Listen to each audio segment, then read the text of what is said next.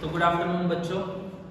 अब हम लोग हमारा अगला जो चैप्टर है जो सिंपल इंटरेस्ट, कंपाउंड इंटरेस्ट और एन्युइटी और इफेक्टिव रेट ऑफ इंटरेस्ट, जिसमें हम लोग पढ़ने वाले टाइम वैल्यू ऑफ मनी। ये टाइम वैल्यू ऑफ मनी के चैप्टर से रिलेटेड इंट्रोडक्शन लेक्चर में जिनको बहुत सी चीज़ें बता दी थी, डिस्कस कर दी थी। आज से हम लोग सिंपल इंटरेस्ट के बारे में सीखेंगे और उससे रिलेटेड सम सॉल्व करेंगे। लास्ट लेक्चर में मैं तुमको ये फॉर्मूला लिखा के दिया था। अब फॉर्मूला पेज फटाफट ओपन करो, रजिस्टर्स निकालो फटाफट, और ये फॉर्मूला पेज में P क्या है, I क्या है, T क्या है, A क्या है, P क्या है, कैपिटल I क्या है, ये सबसे रिलेटेड लिखना स्टार्ट करो। और ये सब लिखने से पहले एक और फॉर्मूला मैं ऐड करूंगा, जरा ध्यान से देखना बच्चों। थर्ड वाला फॉर्मूला पहले लिखना और फिर उसके बाद में लिखना। A is equal to P plus I। A is equal to, अगर P प्लस I है तो अब ये P को इधर लेकर जाओगा तो P इधर ले जाके क्या हो जाएगा, माइनस। तो फिर I is equal to A minus P होगा। मतलब I का एक और फॉर्मूला इंटरेस्ट का ये तो फॉर्मूला है, उसके साथ साथ ये एक और formula I is equal to A minus P। Law of interest में, लॉगरिथम में ये दोनों जगहों पे सिखाया। इधर फिर से मैं तीसरी बार बोलता हूँ, बहुत बार कुछ सम्स ऐसे हो गए जो तुम्हारे कुछ और मेथड से करेक्ट आएंगे और हमने कुछ और मेथड से किए रहेंगे बोर्ड पे। तो जैसे कि स्टूडेंट्स मेरे को जिनके सम्स मैच हुए, फाइनल आंसर मैच हुआ है पर अलग अलग मेथड से आया, तो स्टूडेंट्स मुझे फोटो भेजते टेलीग्राम पे और बोलते सर मेथड चेक कर लो एक बार, करेक्ट है रॉन्ग है। तो मेथड्स में देख लेता हूँ, पर तुम लोग दूसरे मेथड से आंसर आ सकता है और ये सेम आ सकता है, ऐसा भी हो सकता है। सेम यहाँ पे भी चीज़ें होगी। अब ये पहला फॉर्मूला, दूसरा फॉर्मूला, तीसरा फॉर्मूला। पहला और दूसरा तुमने ऑलरेडी लिख लिया रहेगा लास्ट लेक्चर में। अब तुम लोग ये तीसरा फॉर्मूला लिख लो फटाफट, और मैं किसके बारे में क्या है वो बोलता हूँ। थर्ड फॉर्मूला लिख लो फटाफट।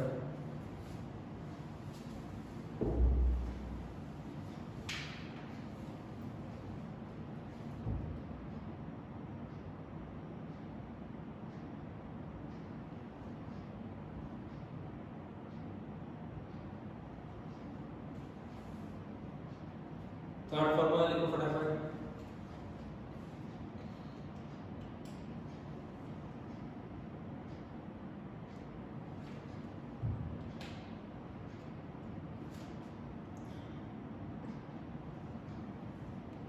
थर्ड फॉर्मूला लिख लिया। अब उसके बाद तुम लोग फॉर्मूला के नीचे लिखो वेयर फॉर्मूला के नीचे लिखो where capital A is equal to, where capital A is equal to, formula page पे लिखना है। ये तीनों फॉर्मूलास लिखने के बाद तुमको लिखना है, मैं जो बोल रहा हूँ वो, वेयर कॉमा नेक्स्ट टाइम लिखो capital A is equal to accumulated amount. लिखो accumulated amount, capital A is equal to accumulated amount. लिखा एक्यूमुलेटेड अमाउंट। अब उसके बाद लिखो नेक्स्ट लाइन में capital P is equal to, next time लिखना capital P is equal to principal amount. Principal का spelling अच्छे से लिखना, PRINCIPAL, principal amount. Principal amount लिखा। अब जरा ध्यान से सुनना, तुमने पहले लाइन में A is equal to accumulated amount लिखा है ना, तो एक्यूमुलेटेड अमाउंट के आगे ब्रैकेट में लिखो, एक्यूमुलेटेड अमाउंट के आगे ब्रैकेट में लिखो final value of investment. Accumulated amount के आगे ब्रैकेट में लिखना, ब्रैकेट में final value of investment, final value of investment. लिखा बच्चों फाइनल वैल्यू ऑफ इन्वेस्टमेंट। फिर उसके बाद जो P फॉर प्रिंसिपल लिखा था ना, वो प्रिंसिपल वाले में लिखो initial value of investment, initial value of investment. Principal amount के आगे ब्रैकेट में लिखा initial value of investment. Initial value और फाइनल वैल्यू मतलब क्या होता है बच्चों, P प्रिंसिपल। जैसे कि लास्ट लेक्चर में मैंने एक एग्जांपल दिया था, 1 लाख रुपए मेरे पास आज है और 1 लाख रुपए मेरे पास आज है, तो वो इनिशियल वैल्यू हो गया। और हमको 1 साल बाद 1,10,000 रुपए मिलने वाले थे, अगर तुमको याद रहेगा तो। और जो 1,10,000 हमको मिलने वाले थे वो क्या है, accumulated accumulated amount, final value of investment.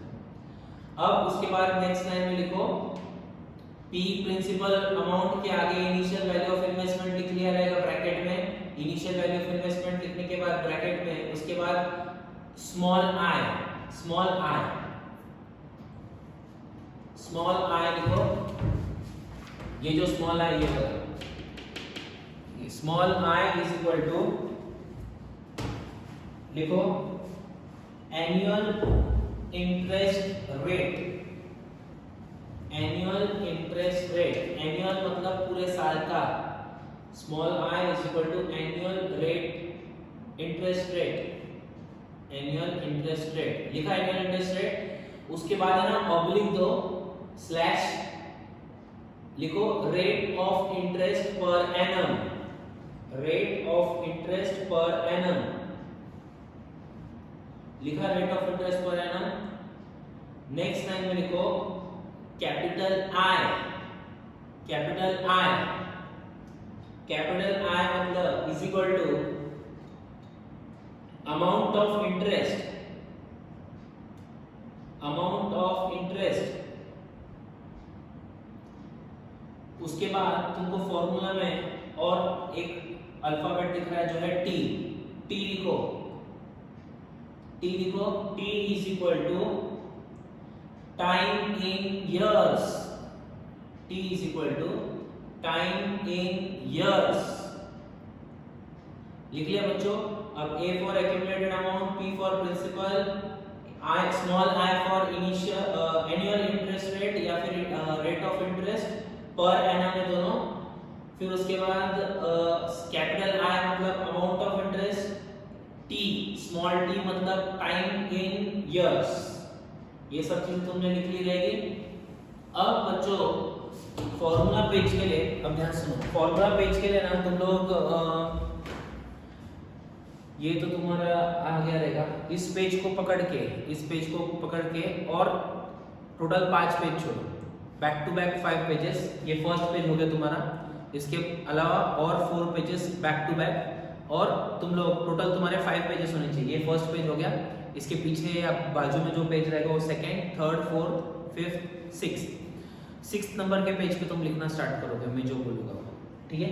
पहले बैक टू बैक 5 पेज छोड़ दो, पहले ये वाला पेज पकड़ के 5 पेज, हम 6th पेज पे लिखो मैं जो तुमको बोलता हूँ, क्वेश्चन लिखना है तुमको, लिखो क्वेश्चन नंबर 1 लिखो, क्वेश्चन लिखो, मैं जो बोलता हूँ क्वेश्चन लिखो फटाफट। क्वेश्चन नंबर 1 लिखा, हाउ मच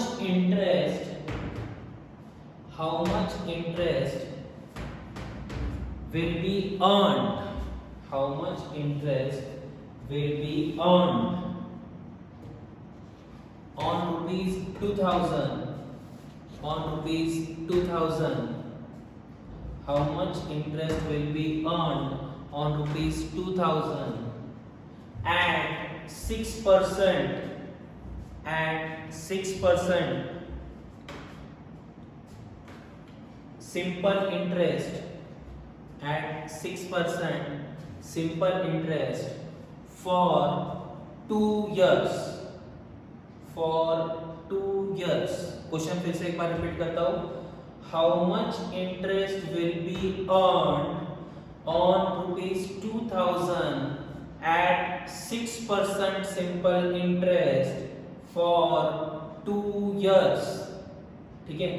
मतलब तुमको इस क्वेश्चन में क्या क्या चीजें दी है मैं बोल रहा हूँ, कुछ समझ में तुमको पहले करके दे दूंगा, तुम देख लो स्टेप्स कैसे स्टेप्स है, सम्स को कैसे सॉल्व करना है, ये सब चीजें समझ लो, फिर तुमको मैं करने दूंगा बहुत से steps, ठीक है।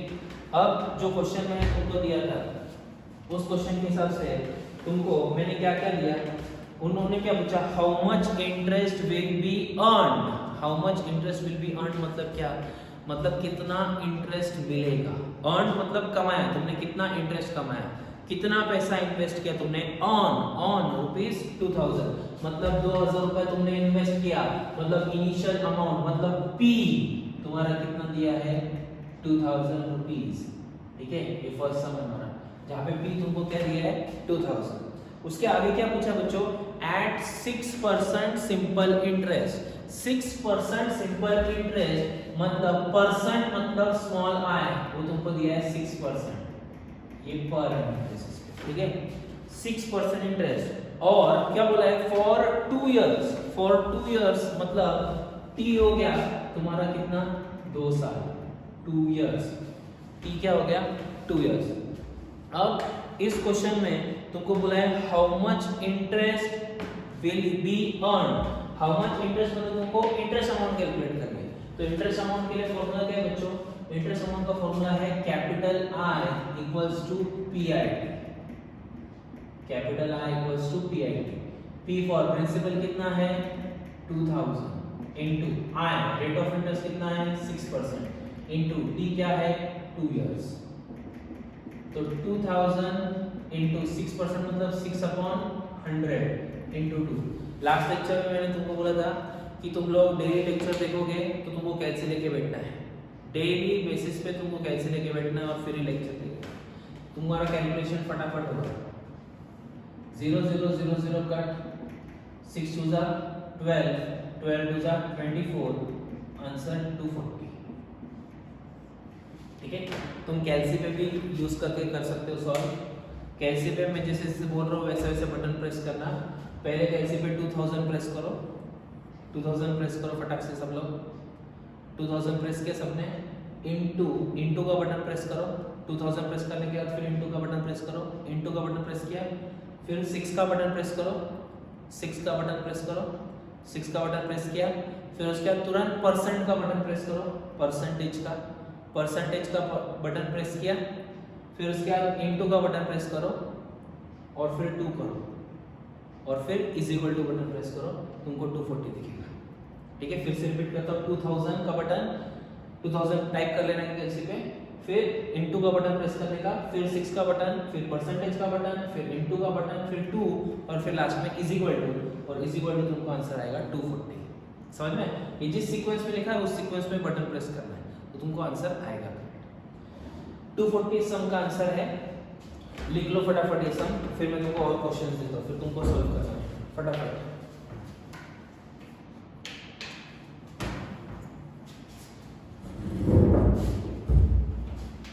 लिख लो ऐसा फटाफट।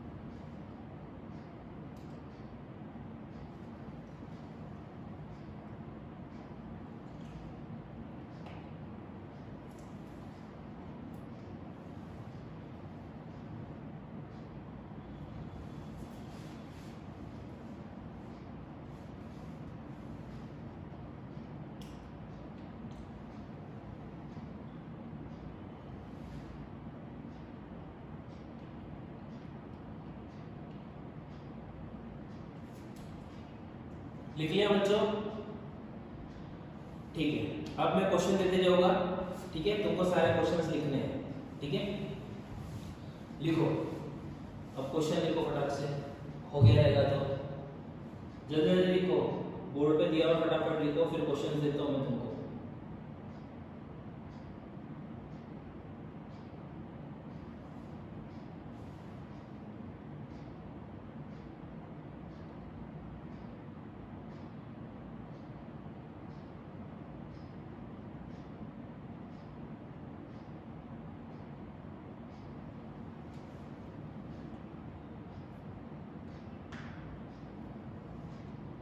ठीक है, चलो क्वेश्चन लिखो।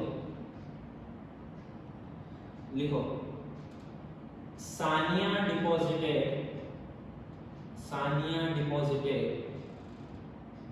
Rupees 50,000, Sania deposited rupees 50,000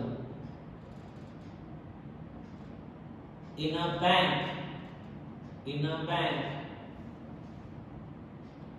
for 2 years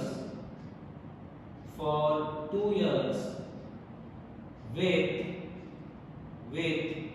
the interest rate of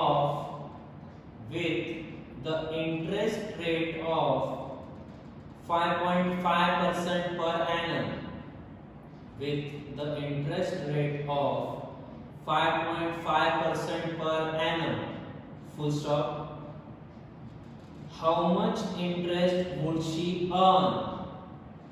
How much interest would she earn? Question mark. ये सेकंड नंबर वाला क्वेश्चन हुआ तुम्हारा। फिर से रिपीट करता हूं question. Sania deposited ₹50,000 in a bank for 2 years with the interest rate of 5%, 5.5% per annum, full stop, how much interest would she earn? Third number का question, in example number 2, third number का question लिखो, in example number 2 या question number 2, in question number 2 what will be the final value of investment? What will be, in question number 2, what will be the final value of investment? The final value of investment.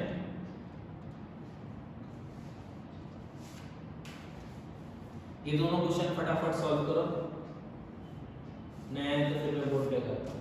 फटाफट करो। Question number 2 पहले करो, फिर question number 3 करो।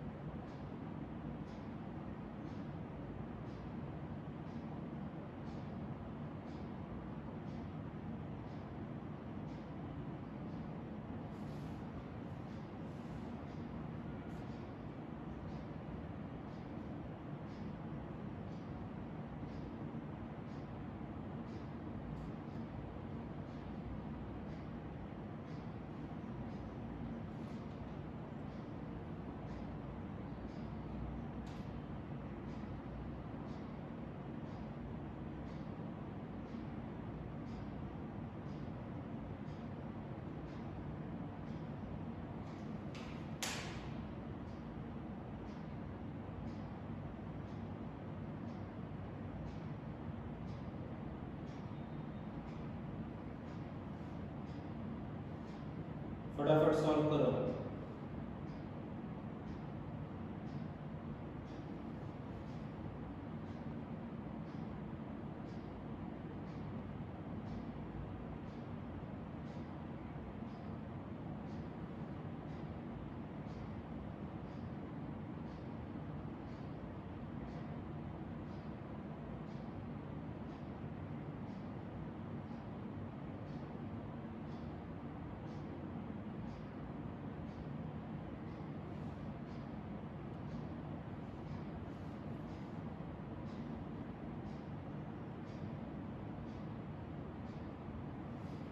हो गया?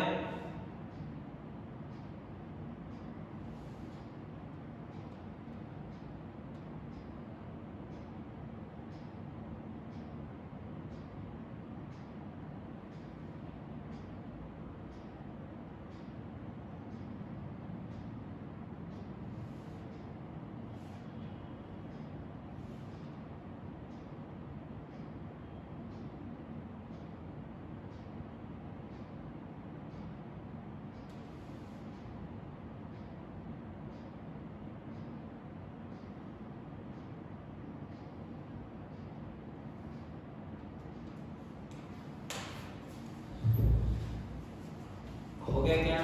जल्दी जल्दी करो, मैं साइड ऑफ करता हूँ तुमको और 2 मिनट देता हूँ, जल्दी सॉल्व करो।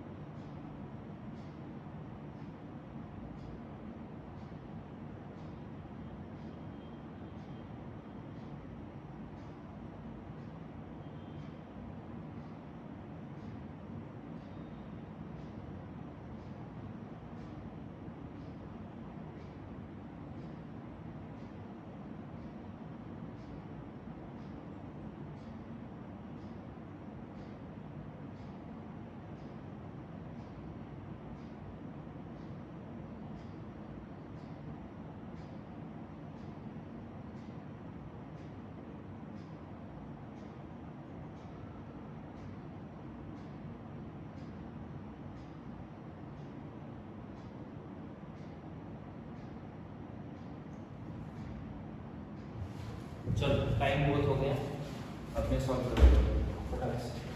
Sadia deposited rupees 50,000 in a bank for 2 years with rate of interest 5.5% per annum। और तुमको बोला हाउ मच इंटरेस्ट, इंटरेस्ट मतलब अभी सेकंड नंबर के क्वेश्चन में तुमको कैपिटल आई ढूंढना है।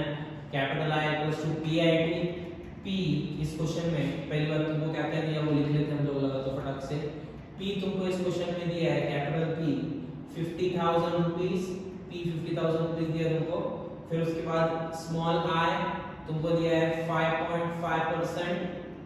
उसके बाद तुमको टी दिया है 2 इयर्स, 2 इयर्स का टाइम पीरियड दिया है। उस हिसाब से तुमको कैपिटल आई ढूंढना है is equal to P I T. P तुम्हारा दिया हुआ है 50,000 इनटू 5.5% तुम्हारा क्या है आई, तो 50,000 इनटू 5.5% इनटू 2, तो 50,000 into 5.5 divided by 100 into 2, 0 0 0 0 cut. तो तुम्हारा फाइनल आंसर इसको मल्टीप्लाई करने के बाद 5,500 आया रहेगा, जो कि तुम्हारा इंटरेस्ट अमाउंट है। Capital I equals to rupees 5,500। अब तुमको अगला क्वेश्चन नंबर 3 क्या पूछा है बच्चों?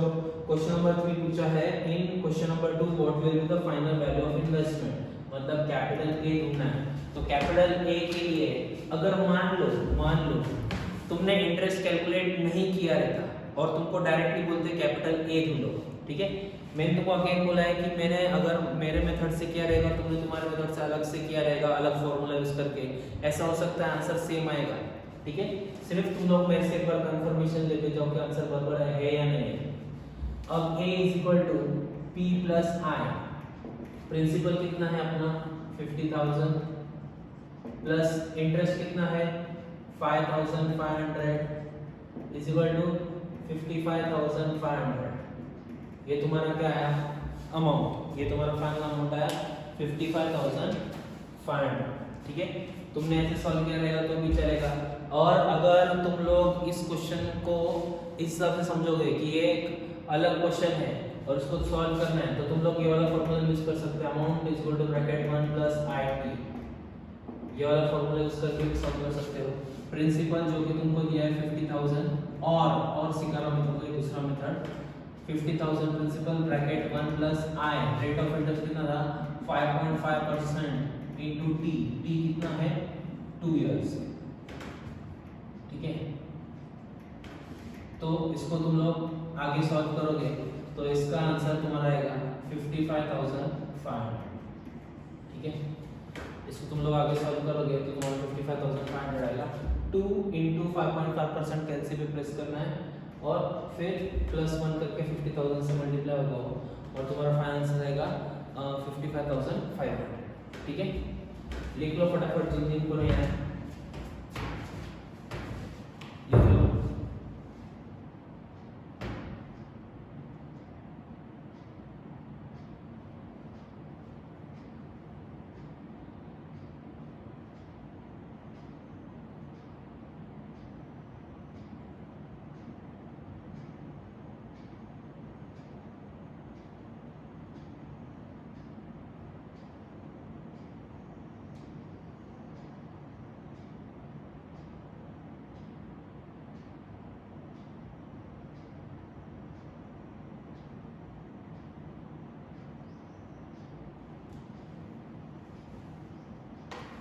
लगा तो इसको मैं सॉल्व करके दे देता तुमको आगे। 50,000 1 प्लस 2 इंटू 5.5% करोगे तो 0.11 आता है। याद रखना कैलसी पे जब करोगे तो 5.5% इंटू 2 करोगे तो कभी आंसर नहीं आएगा। कैलसी पे ये वाला पार्ट सॉल्व करते हो याद रखना, पहले 2 प्रेस करना, फिर 2 इंटू 5.5% करना, 2 इंटू 5.5 और फिर परसेंट वाला बटन। तुमको इसको लिखते हो कैलसी पे कैसे लिखना, पहले 2 टाइप करना कैलसी पे, फिर इंटू का बटन, फिर 5.5 और फिर परसेंटेज वाला बटन और तब आएगा 0.11। तो 1 प्लस 0.11 तुम्हारा क्या आता है 50,000 1.11। तो 50,000 इंटू 1.11 करोगे तो तुम्हारा फाइनल आंसर 55,500 आएगा, जो कि है। तुमने अगर ऊपर वाला मेथड से सॉल्व कर लेने का तो ये वाला मेथड भी लिख लो, मतलब तुमको आगे वाले सम में यूजफुल रहेगा ये मेथड, ठीक है। तो उन्होंने थर्ड नंबर वाले क्वेश्चन में तुमको अमाउंट कैलकुलेट करने के लिए बोला था, हमने अमाउंट कैलकुलेट किया, और सेकंड नंबर वाले क्वेश्चन में इंटरेस्ट कैलकुलेट करने के लिए बोला था, इंटरेस्ट कैलकुलेट किया। लिखो फटाफट,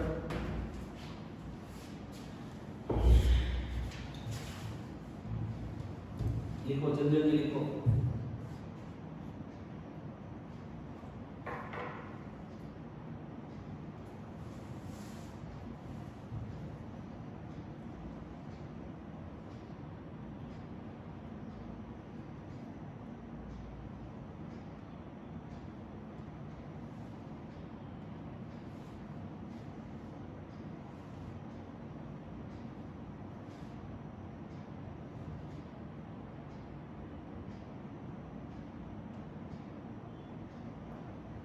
चलो हो गया लिख के, जिनको नहीं है वो जल्दी जल्दी लिखो।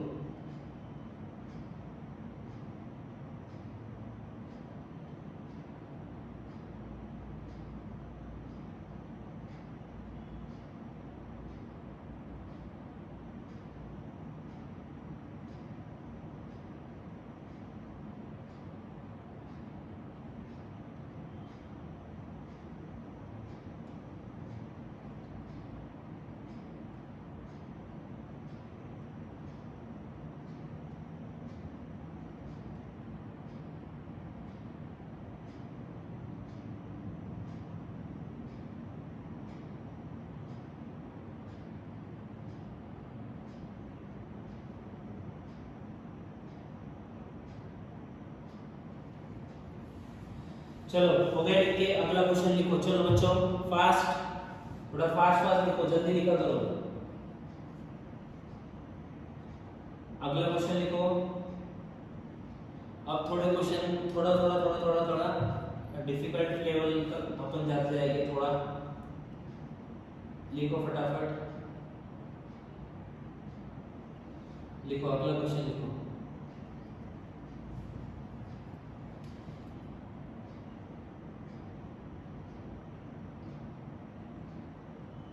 लिखो, Abhijit deposited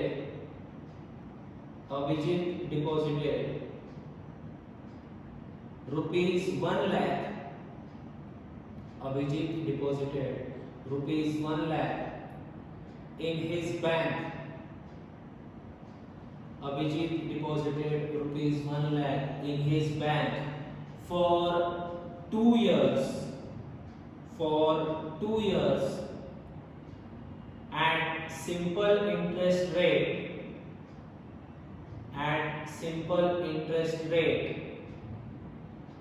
of 6%, at simple interest rate of 6%, full stop.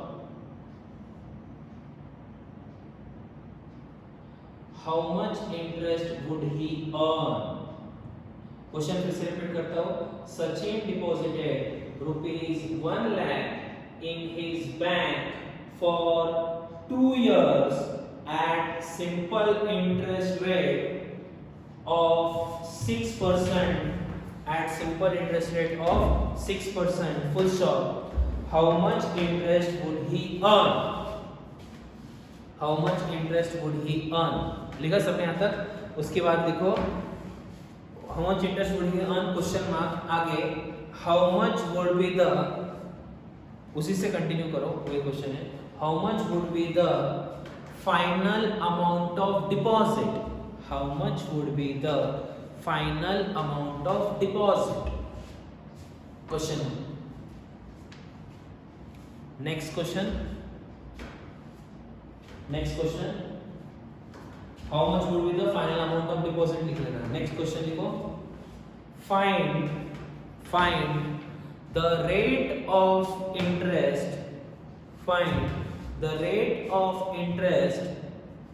if the amount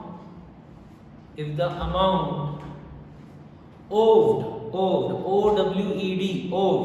if the amount owed, find the rate of interest if the amount owed after 6 months,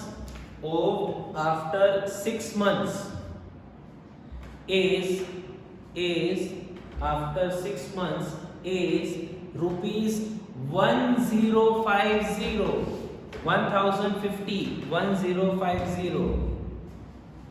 comma, borrowed amount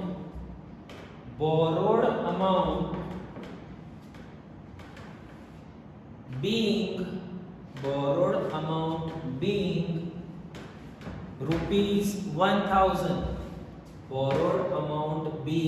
rupees 1000, Find the rate of interest if the amount owed after 6 months is rupees 1050, borrowed amount being rupees 1000.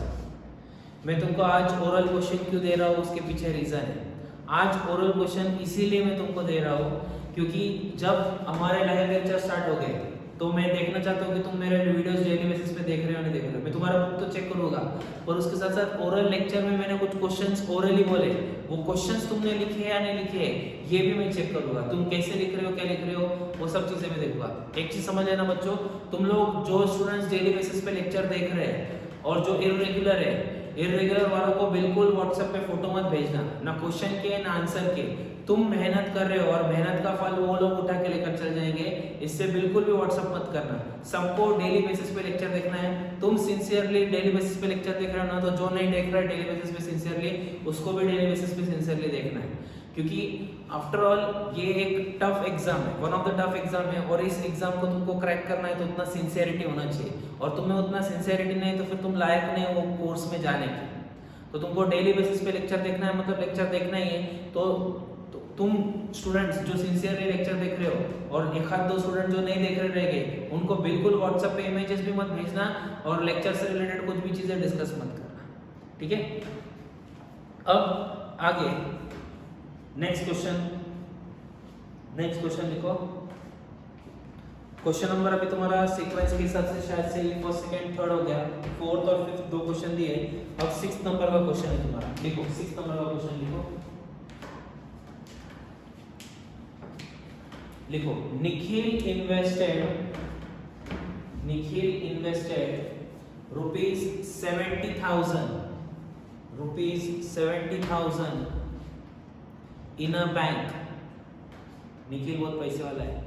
Nikhil invested rupees 70,000 in a bank at the rate of 6.5% per annum, at the rate of 6.5% per annum, 6.5% per annum simple interest, at the rate of 6.5% per annum simple interest, full stop. He received rupees 85,925. He received rupees 85,925 after the end of term, full stop. फिर से एक बार question repeat करता हूँ। Rahul invested rupees 70,000, sorry Rahul बोल रहा हूँ, Nikhil invested rupees 70,000 in a bank at a rate of 6.5% per annum simple interest rate, full stop. He received rupees 85,925 after the end of term, full stop. Find out the period for which sum was invested. Find out the period मतलब तुमको time ढूंढना है, मतलब t ढूंढना है। Find out the period for which sum was invested. Find out the period for which sum was invested. इसके ऊपर वाला जो क्वेश्चन है, क्वेश्चन नंबर 5, वो भी एक बार फिर से पढ़ लेता हूँ, सुन लो जरा ठीक से। Find the rate of interest if the amount owed after 6 months is rupees 1050, borrowed amount being rupees 1,000. Borrowed amount being rupees 1,000. अगला क्वेश्चन लिखो।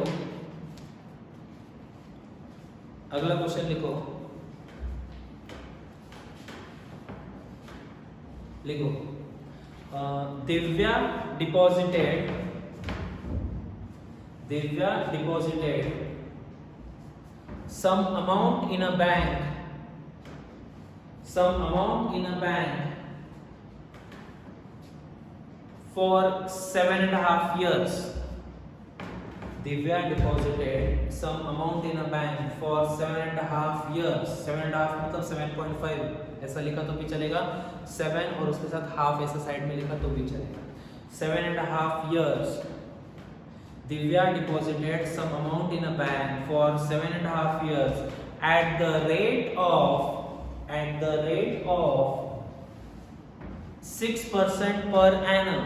At the rate of 6% per annum. 6% per annum लिखा। उसके बाद लिखो full stop. Divya received rupees 1,01,500. 1,01,500 मतलब दिव्या ने 7.5 years के लिए 6% पर एनम के हिसाब से डिपॉजिट किए। जो अमाउंट डिपॉजिट किया उसके बारे में बोला ही नहीं है, मतलब तुमको इस क्वेश्चन में पी के बारे में कुछ बताया ही नहीं है, तुमको डायरेक्टली फाइनल अमाउंट दिया है 1,01,500। तो दिव्या को 1,05,500 मिला eight the end of the term. At the end of the term, full stop. At the end of the term, full stop. Compute initial deposit amount compute initial deposit amount. Question एक बार फिर से repeat करते हो, ध्यान से सुनो। Divya deposited some amount in a bank for 7.5 years at the rate of 6% per annum simple interest. कब फिर उसके बाद है full stop, Divya receive rupees 1,01,500 at the end of the term, full stop, compute initial deposit amount. तुमको initial deposit amount compute करनी है। अभी जो क्वेश्चन दिए फिर से एक बार समझा देते हो क्या क्या क्वेश्चन थे। क्वेश्चन नंबर 4 में तुमको 1 लाख रुपए प्रिंसिपल दे दिया है, 2 साल के लिए दे दिया है और 6% पर एनम के हिसाब से दे दिया है। तुमको क्वेश्चन नंबर 4 में 2 आंसर्स कैलकुलेट करने हैं, एक इंटरेस्ट वाला अमाउंट और एक फाइनल वैल्यू ऑफ डिपॉजिट, मतलब फाइनल अमाउंट कैलकुलेट करना है, ए कैलकुलेट करना है, ये ऐसा ए क्वेश्चन नंबर 4 में करना है। क्वेश्चन नंबर 5 में स्टार्टिंग में लिखा है फाइंड रेट ऑफ इंटरेस्ट, मतलब तुमको ये स्मॉल आई ढूंढना है। क्वेश्चन नंबर 5 में क्या करना है, स्मॉल आई ढूंढना है। क्वेश्चन नंबर 6 में तुमको इन्वेस्टेड 70,000 बोल दिया है, मतलब 70,000 रुपए निखिल ने इन्वेस्ट कर दिया, ऐसा बोल दिया है। फिर उसके बाद उन्होंने बोला है 6.5% पर एनम के हिसाब से इन्वेस्ट किया है। फिर उसके बाद ही रिसीव्ड रिटर्न में उसको पैसे मिले 85,925, मतलब 70,000 रुपए डिपॉजिट किए 6.5% रेट ऑफ इंटरेस्ट से, और रिटर्न में पैसे कितने मिले 85,925, मतलब डिपॉजिट का अमाउंट और पैसे कितने मिले उसका अमाउंट और रेट ऑफ इंटरेस्ट। तुमको ये 3 चीजें दिए, तो बचा क्या, तुमको ए दे दिया, पी दे दिया और स्मॉल आई दे दिया, तो बचा क्या टी। तुमको टाइम पीरियड इस क्वेश्चन में नहीं दिया है, तो तुमको टी इस क्वेश्चन में ढूंढना है। क्वेश्चन नंबर 6 में टी ढूंढना है। उसके बाद बच्चों क्वेश्चन नंबर 7 में Kapil deposited some amount in a bank for 7.5 years at a rate of 6%। Kapil बोल रहा हूँ, Divya deposited some amount in a bank for 7.5 years at the rate of 6% per annum. Divya received rupees 1,01,500। इस सम में तुमको फाइनल अमाउंट कितना मिलेगा वो बोला है, रेट ऑफ इंटरेस्ट 6% बोला है और टाइम पीरियड 7.5 years का दिया है। मतलब इस क्वेश्चन में तुमको ए दिया है, आई दिया है, टी दिया है, पर पी नहीं दिया है, तो इस क्वेश्चन में तुमको ये पी ढूंढना है। ठीक है, इस क्वेश्चन में तुम लोगों को पी ढूंढना है, वो ध्यान से ढूंढना, अच्छे से ढूंढना। अब अगला क्वेश्चन लिखो, क्वेश्चन नंबर तुम्हारा 8 लिखो। A sum of rupees 46,875, a sum of rupees 46,875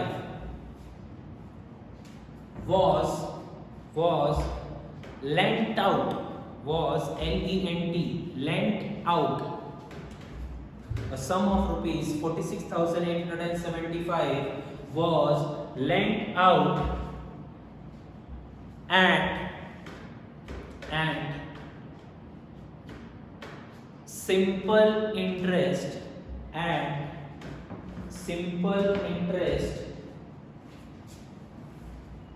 and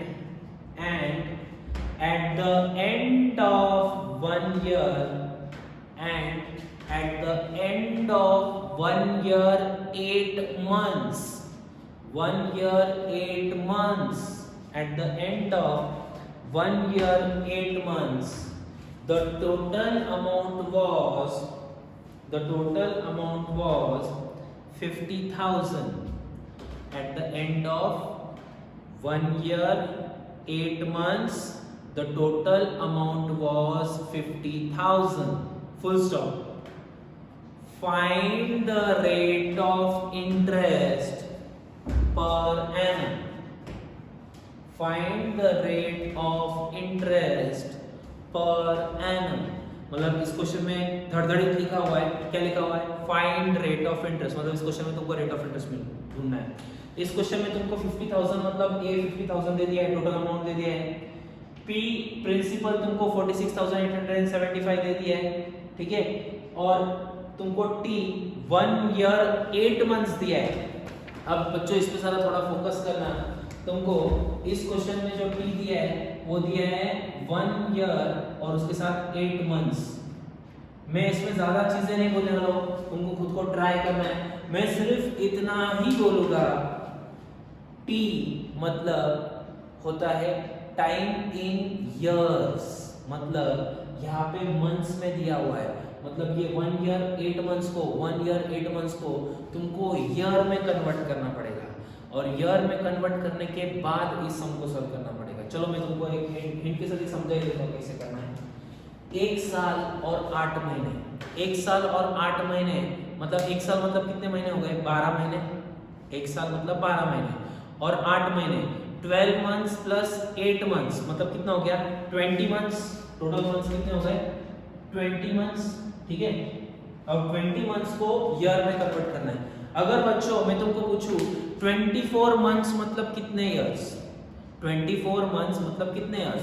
तो तुम फटक से आंसर दोगे सर 24 मंथ्स मतलब 2 इयर्स होते हैं, क्योंकि 1 साल में 12 महीने होते हैं तो 2 साल में 24 महीने होते हैं, तो 24 मंथ्स मतलब 2 इयर्स। तुमने 24 मंथ्स मतलब 2 इयर्स कैसे कैलकुलेट किया? तुमने 24 मंथ्स को 12 से डिवाइड किया, इसलिए तुम्हारा 2 इयर्स आंसर आया। मतलब तुम टोटल मंथ्स को 12 से डिवाइड करोगे तो तुम्हारा हमेशा answer in number of years आएगा। वैसे यहाँ पे 20 मंथ्स को तुम लोग 12 से डिवाइड करोगे तो तुमको यहाँ पे आंसर मिलेगा नंबर ऑफ इयर्स। मतलब नंबर ऑफ इयर्स तुमको अगर कैलकुलेट करना है तो जो भी मंथ्स है उसको किससे डिवाइड करो? 12 से। 12 से ही क्यों डिवाइड किया हमने? क्योंकि साल में कितने महीने होते हैं? 12, इसलिए हमने इसको 12 से डिवाइड किया। अब ध्यान से सुनना, ये वाला सम तुम लोग पूरा सम 20/12 लेके ही सॉल्व करना। इसको कट करके पॉइंट में लाके पॉइंट के साथ सॉल्व मत करना। इसको फ्रैक्शन में एज इट इज रख के, इसको तुम सिंपल फॉर्म में भी कर सकते हैं, 2 से डिवाइड करके 4 से डिवाइड करके आगे वैसे सॉल्व करना है, वैसा किया तो भी चलेगा, या 20/12 एज इट इज लेके सॉल्व किया तो भी चलेगा। समझ में? पॉइंट में कन्वर्ट करके सॉल्व मत करो बच्चों। अब ये सम लिख लिया, इसके बाद अगला क्वेश्चन लिखो। ये सम लिख लिया तुमने, फिर उसके बाद अगला क्वेश्चन लिखो। इन what time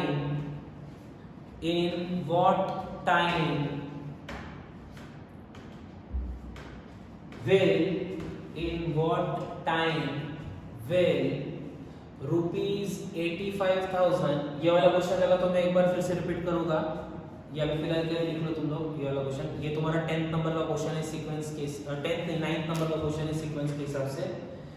in what time will ₹85,000 amount to rupees, in what time ₹85,000 amount to rupees 1,57,675।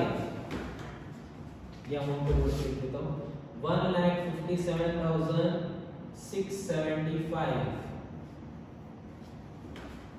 In what time will ₹85,000 amount to ₹1,57,675 at 4.5% per annum, at 4.5% per annum। इस क्वेश्चन में स्टार्टिंग में धड़धड़ित लिखा है इन व्हाट टाइम मतलब इधर तुमको क्या ढूंढना है बच्चों? एन ढूंढना है। तो एक बार तुमको सारे क्वेश्चन फटाफट रीड करके देता हूँ। जो क्वेश्चन नंबर 4 था उसमें तुमको बोला गया था कि 1 लाख रुपीज बैंक में डिपॉजिट किए 2 साल के लिए, 2 इयर्स के लिए एट 6% पर एनम। तुमको वहाँ पे कैलकुलेट करना है how much interest would he earn and how much would be the final value of deposit. फिर क्वेश्चन नंबर 5 में find the rate of interest if the amount owed after 6 months is ₹1050, borrowed amount being ₹1000। फिर उसके बाद next question में Nikhil invested ₹70,000 in the bank at rate of 6.5% per annum, simple interest rate, he received ₹85,925 after the end of the term, find out the period for which the sum was invested। उसके बाद अगला question, Divya deposited some amount in a bank for 7.5 years at rate of 6% per annum, simple interest, Divya received rupees 1,01,500 at the end of the term, compute initial deposit amount. उसके बाद next question, a sum of rupees 46,875 was lent out at a simple interest and at the end of 1 year 8 months the total value was rupees 50,000 full stop, find the rate of interest per annum। तुमको यहाँ पे इस वाले question में rate of interest ढूंढना था। और last question जो तुमको दिया मैंने, in what time will rupees 85,000 amount to rupees 1,57,675 at 4.5% per annum. तो बच्चों मैंने तुमको टोटल 9 सम्स में से 3 सम्स ऑलरेडी करा दिए, 6 सम तुमको दिए। ये 6 के 6 सम तुमको होमवर्क के लिए रहेंगे, ट्राई करना है सम्स, फॉर्मूला पेज देखना। बहुत से जनों के अलग अलग मेथड से आंसर आएंगे। ये सम्स को मैं सारे के सारे सम्स अगले लेक्चर में पूरा डिटेल में बोर्ड पे सॉल्व करूंगा। सारे आंसर्स तुम लोग मैच कर लेना, तुम्हारे आंसर्स करेक्ट आए या रॉन्ग आए, ठीक है। आज के लिए हम लोग यही लेक्चर हमारा खत्म करते हैं, यहीं पे रुकते हैं। और ये जो तुमको होमवर्क के लिए ओरली मैंने क्वेश्चंस बोले हैं वो सम्स रहेंगे तुमको होमवर्क के लिए।